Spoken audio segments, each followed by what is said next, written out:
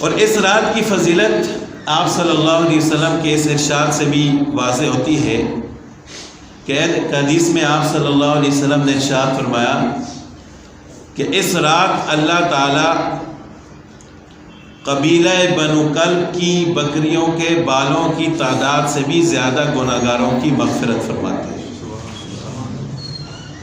ایک بکری نہیں، پورے قبیلے کی بکریوں کے بالوں کی تعداد سے بھی زیادہ، یعنی بے شمار گناہگاروں کی اللہ تعالیٰ اس رات مغفرت فرماتے ہیں۔ اور ایک حدیث میں آتا ہے کہ اس رات آپ صلی اللہ علیہ وسلم آسمان دنیا پر تشریف لاتے ہیں اور اعلان فرماتے ہیں کہ الا حل من مستغفر فاغفر له، کیا ہے کوئی مغفرت طلب کرنے والا کہ میں اس کی مغفرت کروں؟ الا حل من مسترزق فارزقه، کیا ہے کوئی رزق مانگنے والا کہ میں اس کو رزق عطا کروں؟ اب یہ اس رات کی فضیلت وہی شخص حاصل کر سکتا ہے کہ جو اس رات کی فضیلت حاصل کرنے کی کوشش کرے گا۔ اگر غفلت ہے، غفلت میں ہم عشاء کی نماز بھی نہ پڑھیں، اسی طرح سو جائیں، صبح فجر کی نماز بھی نہ پڑھیں اور اسی طرح نماز کا جب وقت گزر جائے پھر بیدار ہوں، تو ایسی رات کی فضیلت وہ شخص تو حاصل نہیں کر سکتا۔ بہتر تو یہی ہے کہ انسان پوری رات جاگ کر گزارے، لیکن اگر پوری رات نہیں جاگ کر گزار سکتا تو پھر بھی اس رات کی فضیلت سے محروم نہیں ہونا چاہیے۔ بعض لوگ اس وجہ سے فضیلت سے محروم ہو جاتے ہیں کہ وہ کہتے ہیں کہ ہم تو پوری رات جاگ ہی نہیں سکتے۔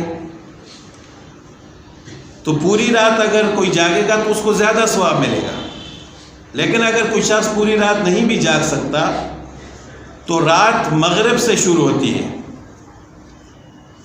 اور سحری تک یہ پوری رات ہے، تو کم از کم مغرب کے بعد تو کچھ نوافل انسان ادا کر سکتا ہے، کچھ نہ کچھ عبادت تو کر سکتا ہے، اللہ تعالیٰ سے دعا مانگ سکتا ہے۔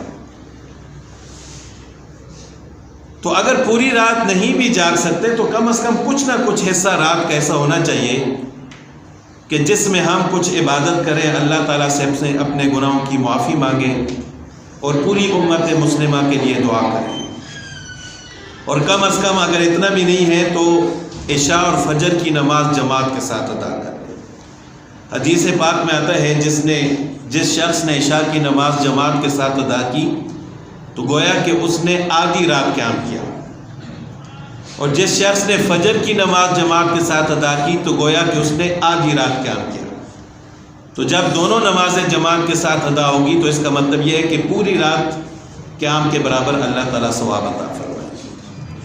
تو یہ تو کم از کم درجہ ہے۔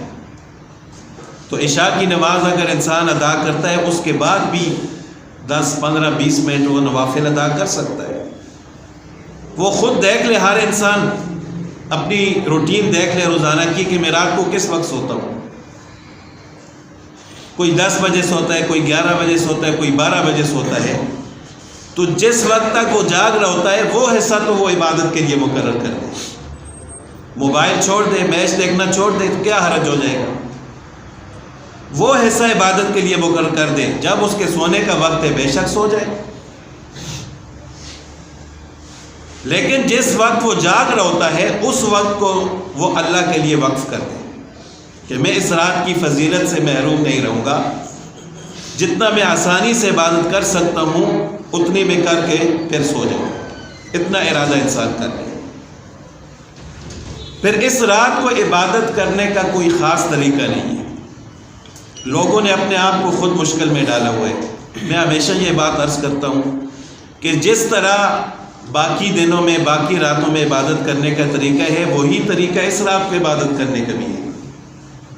بعض لوگوں نے اپنی طرف سے ایک طریقہ بنایا ہوا ہے، 4 رکعت نفل ادا کریں، پہلی رکعت میں یہ سورت پڑھیں، دوسری میں یہ پڑھیں، تیسری میں یہ پڑھیں، چوتھی میں یہ پڑھیں۔ اب ایک آدمی اس کو 2 صورتیں یاد ہیں کہ یہ 1 صورت یاد ہے یا 3 یاد ہیں، لیکن وہ والی یاد نہیں ہے جو طریقہ انہوں نے لکھا ہوا ہے، تو وہ تو ویسے ہی چھوڑ دیتے ہیں کہ عبادت کرنے کا یہ طریقہ ہے، مجھے تو یہ صورتیں آتی نہیں ہیں، میں کیسے عبادت کروں؟ تو وہ محروم ہو جاتا ہے غلط فہمی کی وجہ سے۔ لیکن اس کی محرومی کے اصل مجرم وہ لوگ ہیں کہ جو اس طرح کی اپنی طرف سے باتیں بناتے ہیں۔ شریعت نے ایسا کوئی حکم نہیں دیا، نہ قرآن پاک میں اللہ تعالیٰ نے ارشاد فرمایا، نہ حدیث میں آپ صلی اللہ علیہ وسلم نے کوئی خاص طریقہ بیان فرمایا ہے۔ روزانہ نفل ادا کرتے ہیں تو اس رات بھی اسی طرح نفل ادا کریں۔